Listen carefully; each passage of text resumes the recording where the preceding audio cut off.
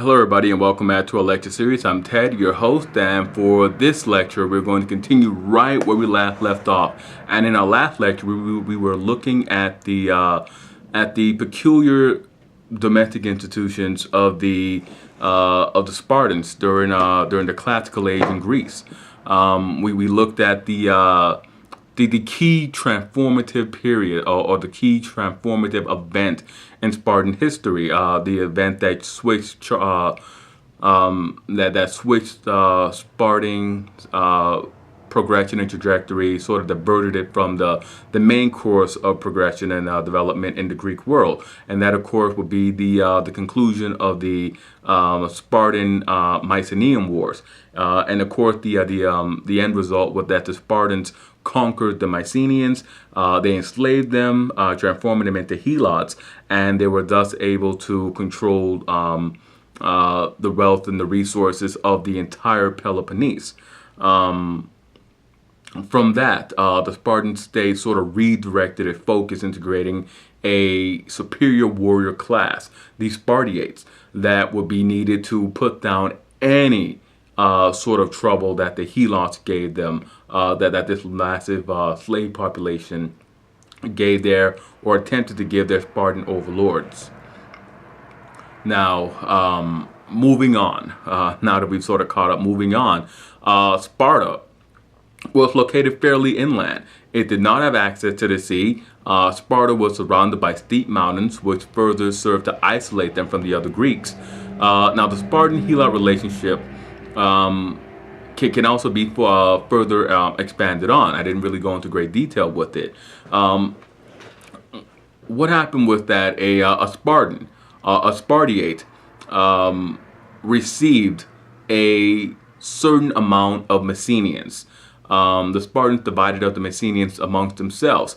The Spartan was granted 2 farms, and he was and the Messenian helots were then forced to work those farms, and they were forced to give half of what they produced to the Spartan overlord. They were granted a degree of autonomy. The helots could marry who they wanted. They could build their own homes. They could even worship their favorite gods. But that was it. The helots revolted regularly against the Spartans. And this sort of put the onus on the Spartans to devote even more and more of their efforts to guarding against helot revolts. They really began to overcompensate domestically. They focused more and more on martial matters. And that again is sort of a sort of insight into what Spartan society was like. It was a very almost paranoid state in that any noise was cause for alarm.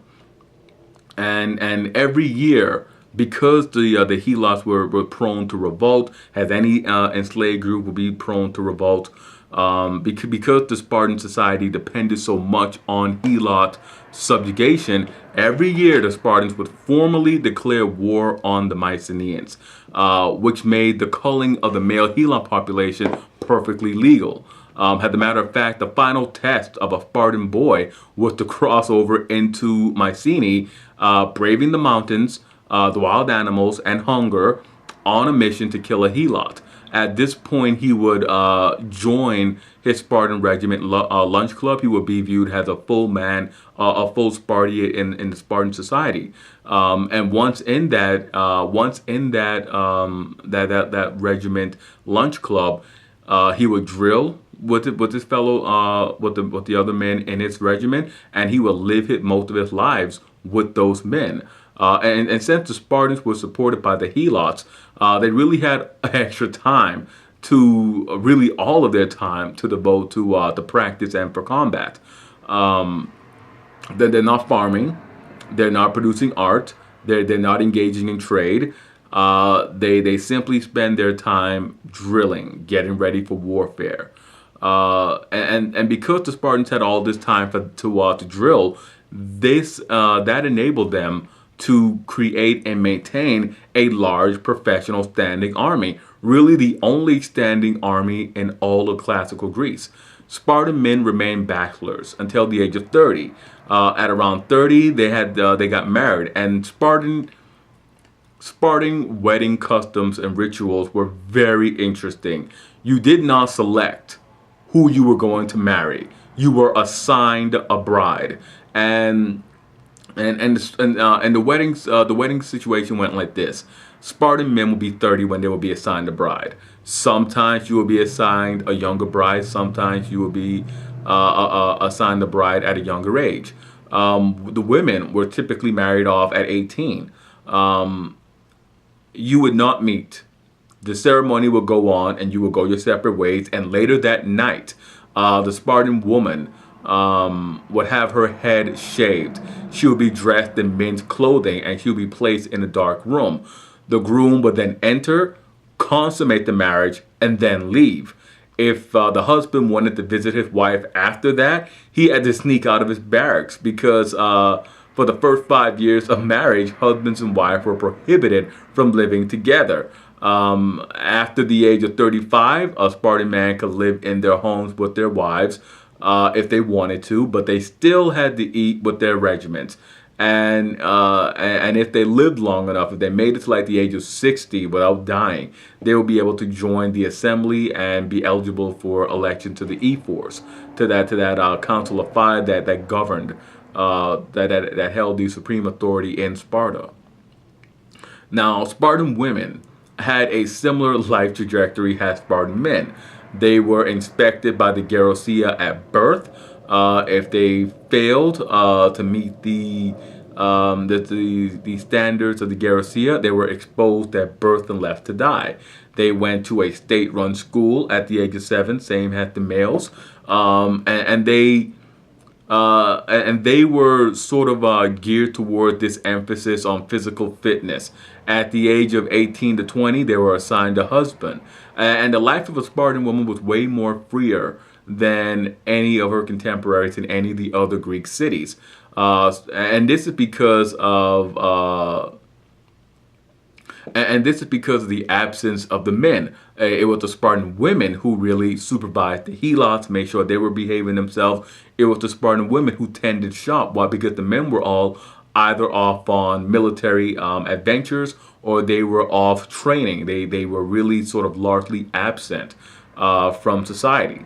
And the Spartans, their society really suffered because of their practice of infant inspection, because of this intense focus on producing the best possible Spartans. They began to suffer from a gender imbalance, and they began to suffer generally from low population. Because you think about this, any baby that didn't meet the standards was simply left to die. Regardless on whether that child could have later on become a viable Spartan, could have later on become a key figure in Spartan history. It didn't matter. They would inspect the babies. If the babies didn't pass muster according to the Gerousia, the baby was left to die. And because of that, they suffered internally. Now, the Spartans came up with a solution because of this gender imbalance. The solution was this: to have one woman marry multiple husbands. And this was one of the reasons why they sort of prohibited husband and wife from living together, because if there was a shortage of women, then you can't have one man already living with her. You have to sort of, I hate to say spread her around, but they had to sort of spread around them. And one of their really sort of like key sort of outlooks was to simply have brothers marry the same woman. Now, another sort of interesting Spartan Spartan social custom was that if two Spartans were married to other people, a Spartan woman married to another Spartan man, and a Spartan man married to another Spartan woman, but they were both deemed to be really exemplary Spartans. it would be possible, it would actually be encouraged and acceptable for those two Spartans to get together, conceive a child. And the rationale, the thinking behind that was that if these two high quality Spartans got together and had a child, then the key traits and qualities that made them such exemplary Spartans would be passed on to any future children. And thus way the Spartans could sort of breed better Spartans. It all stems back from their desire to keep that Hela population under control. Now, since the Spartans were focused on producing tough and hardy soldiers and upright and truly citizens of quality, they disapproved of luxuries. And they did not seek out trade partners. Now, to be certain, they had industries and they had trade, but they did not seek them out. It was really frowned upon in Sparta to display wealth or even to amass wealth. The Spartans of the classical period, they produced no literature, no plays, no ceramics. One final note on Spartan customs was that the Spartans wore their hair long, both the men and the women. And before battles, the men would comb each other's hair, perfume their hair, and finally braid their hair. The Spartans created this society, a society that to them reinforced the core attributes that they believed that all phalanges should have, and that is equality. They called themselves the homoi, which is the equals. And now the other Greeks, they generally thought of Sparta as a little weird. Those customs are really weird, but the other Greeks thought of them as weird, though they admired the Spartan dedication to order and to battle. Others really feared going into war against the Spartans. They looked at this life, they looked at what these people did and how the people chose to live, and they were just like, well, I don't want any bad business with these people. These people are just insane. The Spartans were also viewed as a bit of backcountry rubes because they didn't produce any of the sophisticated hallmarks of classical Greek civilization, the plays and the great works of literature. They were viewed as backwards, and the Spartans, to their credit, they sort of played up on this. We get the term laconic because of this. The Spartans would sort of give this sort of "oh shucks, you're really better than us" sort of routine whenever they were confronted by somebody else. And this again is a hint at the Spartan cunning. Remember, they sent the boys out with a dagger, and the boys were meant to survive and live off the land and kill a Helot. They wanted them to be resourceful, they wanted them to be cunning, and not showing their true intelligence or their true understanding was one of the ways in which they showed their cunning to their contemporaries. Now, the great failure of the Spartan system was that they culled children at birth. The segregation of genders, the delaying of marriage for males, all of these eventually contributed to the decline of the Spartiate population. The flaw was not apparent. It was not apparent for a while. When these reforms went into effect, the Spartans could field an army of some 8,000 to 10,000 Spartiates. By the end of Greek civilization, right in the preceding centuries before the Macedonians came in and just conquered Greece, and before the Roman takeover, the Spartans could barely field an army of a few hundred hoplites. They simply did not have the population. They simply did not have the men to field their army. And it was reported by Thucydides that the Spartans were, and this is just another sort of hint at the Spartan and their closing off of society. But Thucydides states that the Spartans were afraid of the ideas of Athens. They were afraid that namely democracy and Athenian equality will come in and just sort of create a revolution in Sparta and Mycenae. During the Greek reemergence, coin money had been adopted, and the Greeks understood the international benefits of commerce. and they understood that commerce is best undertaken by coin. Now, as we have seen, long distance trade spurs the exchange of ideas and civil sophistication. The intellectual ferment was not needed, it was not wanted in Sparta. They did not want foreigners coming into Sparta to do business and bringing with them these new ideas. The Spartans did not mint coins. What they did was, in order to facilitate exchange, they went out and they used these long, cumbersome bars that hindered trade because the bars could not be traded easily and they could not be traded in bulk, rendering large purchases unavailable or void in Sparta. Now, the effect of this domestic policy was catastrophic on Sparta. Her artistic tradition fell apart while other parts of Greece underwent great development. Now, the same happens with pottery. Spartan pottery falls off the map, and the Greeks sort of go on this cultural renaissance, this cultural rebirth, this artistic rebirth, with new heights being charted. Now, what developed in Sparta was a paper tiger stability. The good order was appreciated for classical Greece, but it was fraught. It was very perilous. The reality was that Sparta was always teetering on the edge. The population was always in decline. It was easy to lose your status in society, and you had this large servile population that at any moment could simply rise up and threaten the system then in place. All right, and that sort of wraps up our overview on Spartan society. And now that we've looked at developments in Sparta, we'll focus in and we'll look at things in Athens. Now, before we begin our look at Athens, I would like to do a brief recap of Athenian affairs, much the same way I did a brief recap of Spartan affairs at the end of the Bronze Age collapse, and sort of like drift into the Persian Wars a bit.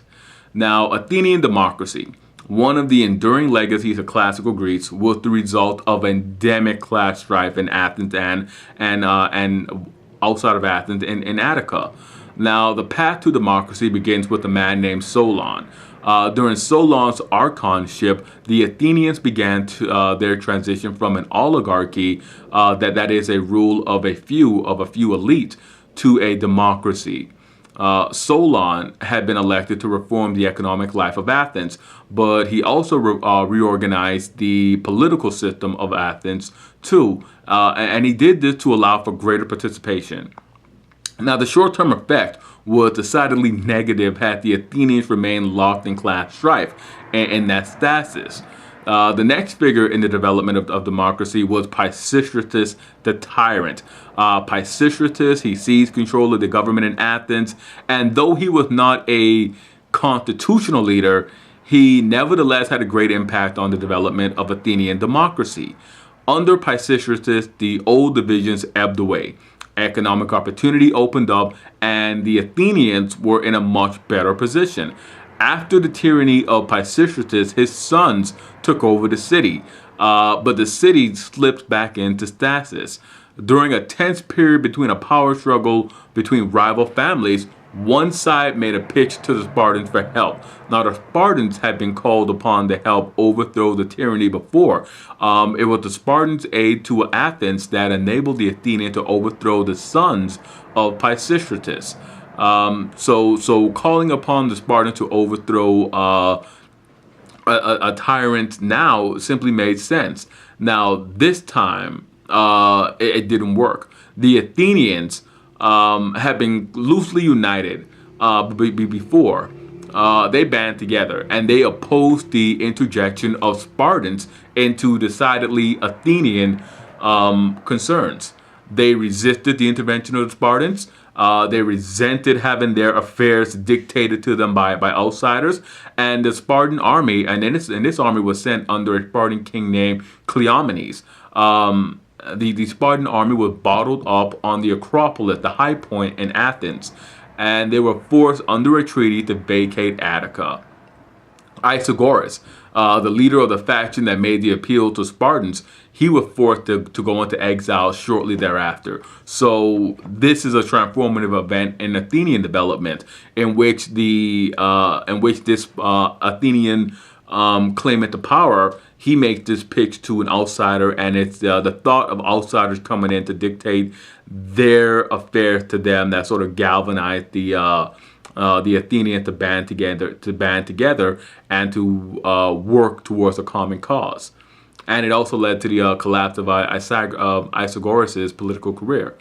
Now, Cleisthenes, he was the leader of the faction that did not make the pitch to the Spartans. He was triumphant, and his faction was triumphant, and he would go on to reform the politics of Athens and Attica. Now, the reform had never been seen before in Greek history. And this is the moment that democracy was born. The system created by the Athenians was complex. The reforms hinged on completely redrawing the political landscape of Attica. The reforms replaced the older system of dividing the population of Attica into 4 tribes with the 10-tribe system. The tribes were given the names of ancient heroes from the Athenian past. The 10 tribes were then subdivided into 3 thirds.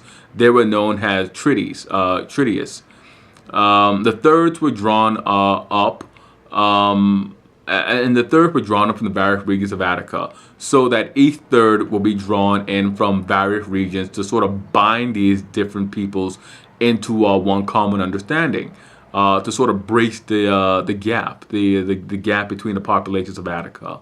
Now, the inland, the coast, and of course the city of Attica itself, they made up the thirds. And the thirds were more representative than anything before in Athenian history. These thirds were made up of the Demes, the people from Athens proper. They were made up of the villages and the large towns from around Attica. Everybody was drawn in together in this big mix. Now, the idea was to have an equal number of population in each third, and this was done by clustering the Demes.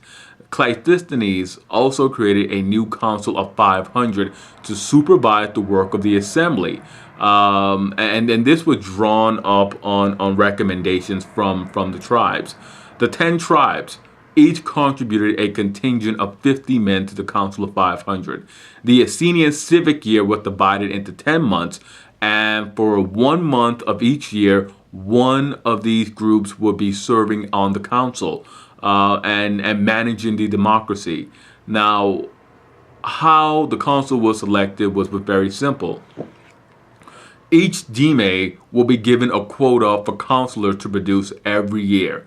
The demes selected their counselors, which were drawn from their own third, and their own tribes, and the contingents of all of these selections served for 1 month of the Athenian civic calendar. So you have this rapid rotation of the 50 groups who came in and served in the Athenian assembly. This reform created a council that was not dominated by a small number of great aristocratic families, but rather a broad cross-section of Attica, and of course opening political opportunity for many men who otherwise would never have had a chance to serve in any sort of political capacity. Now, once you served on the council, you were ineligible to serve for 10 years. This made every man more aware of the politics of Attica and of Athens, and this gave every man a hands-on political training. This system also produced, for the Greeks, the concept of the annual rotation of power. New magistrates, new counselors would always come in every year. There would be power sharing. There would be this rotation of office. They also practiced election by sortition, that is, by drawing lots. The sudden overhaul and spread of power threw off and broke the power of the aristocrats of Athens. and the regional power bases in the countryside. It broke them. It broke the old mechanism that the that the oligarchs had used to control Attica and Athens. This very complicated process was implemented all at once. One result was that the Athenian army and the Athenian navy was refined and able to muster much faster. It was better organized, and this was all done because the reforms came into place. All of the men came to know each other. All of the men came to all of the men came to have regular contact with each other. All of the men were on a much more in sync platform, not platform. They were much more in sync socially. They had better understanding of one another, and this is generally seen as an unintended consequence of these reforms. Now, in our lecture on Persia, we saw that the struggle between the Persians and the Greeks began with the rebellion of the Greeks living in Asia Minor, on the fringes of the great Persian Empire. The Persian kings, had they moved to put down this rebellion, they came to learn that the Greeks in the Persian Empire were being aided by the Greeks back in the Greek homeland, back in Hellas. And again, Hellas is the name that the Greeks used to refer to Greece, and it traces its origin back to the back to a shared common ancestor, a man named Hellas. And it also gives rise to the term Hellene. That is the Greek term for Greeks themselves, Hellenes. The Persian king, finding out that the Greeks in Hellas were supporting the Greeks in his empire in Asia Minor, he decided to invade Greece proper and to teach those Greeks a lesson. And this began a period in Greek history known as the Persian Wars. These wars saw the Persian great kings, Darius and Xerxes, both in turn invade Attica. And as a matter of fact, they put Attica to the torch. Xerxes did so. He burnt Attica before his great fleet and his army were checked in different battles on the same day. Now, in the period after the Persian Wars, a new culture developed in Greece under the auspices of Athens. And to chart Athens' rise to domination of Greece politically, culturally, and then later economically, we must first cover the formation of the Delian League, the vehicle for Athens' drive to power. The Athenians emerged from the Persian War with a great deal of prestige among their fellow Greeks. The city had been sacked by the Persians during the war, and the population had fled from the city, and they had to rely on the strength of their arms to defeat the Persians in battle. And this left Athens with a lot of moral sway. In the immediate aftermath of the war, of that war, many of the Greek city-states had decided to since the Persians had been defeated in Greece, that it was now the time to turn the tables on them and drive them out of the Ionian Islands. So an Hellenic League, an all-Greek league, was set up. And these Greek cities band together to fight the Persians, and drive them out of the Ionian Islands. Now, the original thought was to ally and unite under the auspices of the Spartans, and they were supposed to all band together and unite under the auspices and the authority of the Spartan king Pausanias. But all of this fell apart rather quickly because Pausanias began to behave and act like a Near Eastern king. He began to present himself in the style of a king from the Greek Dark Ages rather than the hereditary military leader that he was.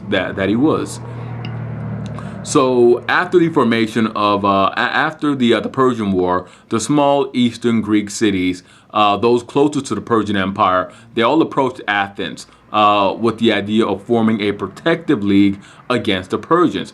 And in 478, the Delian League, an alliance between Athens and all of the smaller states of the Eastern Greece, was formed. The island of Delos was chosen to serve as the capital and also the home of the Delian League's treasury. Now, the League's chief mission was to carry on the war against the Persians and take that war into Persian territory. Shortly after the founding of the Delian League, it began to transform, and it became really an Athenian empire. In 476, the Delian forces expelled the Persian garrison from the northern Aegean.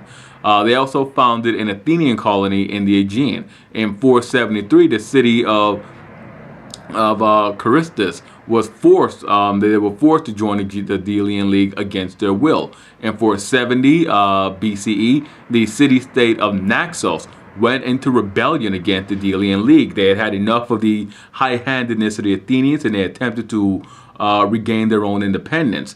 When Naxos went into rebellion against the Delian League, the Athenians responded by laying siege to Naxos, who were once again compelled to stay in with the Delian League. 5 years later, in 465 BCE, the island of Naxos went into rebellion. And this was an island that the Athenians could not afford to lose. This island was rich in lumber. And the Athenians needed that lumber for construction of their great fleet, to maintain the great Athenian fleet, the linchpin to their power. For 3 years, Naxos defied Athenian ambitions before finally being subdued and forced back into the Delian League. The rebellion of Naxos transformed the Delian League from a confederation of free allies in the Aegean to a coalition of quote-unquote allies, but really subject states, who were now forced into paying tribute to the Athenians. And really, this transition was really helped by many of the institutions of the Delian League. The allied states, for example, were given a choice upon admission to the League of either paying tribute directly to the Athenians or to contribute ships and men. Most of them were really small. Most of the states of the Delian League were really small, and they chose to simply give money because they could not afford to contribute the men needed on a regular basis to the Delian League, and they could not afford to construct the ships. So they simply paid the money, which had the effect of securing Athenian control over them. The choice was the choice to not develop fleets of their own left them at a military disadvantage. When they decided to rebel against Athens, they were sort of shocked to realize that they had basically been subsidizing the Athenian fleet. They had no fleets of their own. They had no ships of their own with which to defend themselves. And this large fleet that was developed to protect them now became the very fleet that would be sent out to ensure that they were subjugated and brought back into the fold under Athens. And with this, we will break. And when we come back, we will continue our look at the development of Greece after the Bronze Age. We will continue our look into classical Greece, and we will continue our look into imperial Athens. As always, I am Ted. Hit like, subscribe, and comment. Let me know what you thought about this lecture, and I will see you guys next time for another lecture.